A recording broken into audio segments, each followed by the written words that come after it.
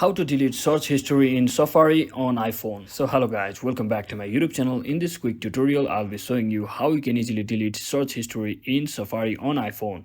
So first thing what you want to do is just head over to your settings inside your mobile.